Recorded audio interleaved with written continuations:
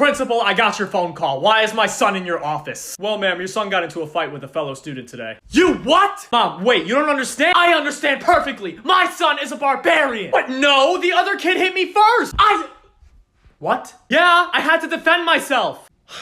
Regardless, this is inexcusable. Oh my god. I'm glad you think so. Now I'm afraid we're gonna have to suspend your son because of the whole— Oh, wait a minute. You thought I was talking to my son? What? What? Someone tried to lay their hands on my little boy. Of course my angel had to fight back. Excuse me? Not a fan of the nicknames, but okay. Ma'am, I don't think you understand the severity of this whole— No, I understand perfectly. You're trying to suspend my son for defending himself, and I won't tolerate it. No, is this real life? Ma'am, seriously, the other student has 10 stitches. And if you try anything, I'll give you 10 more to match. Got it?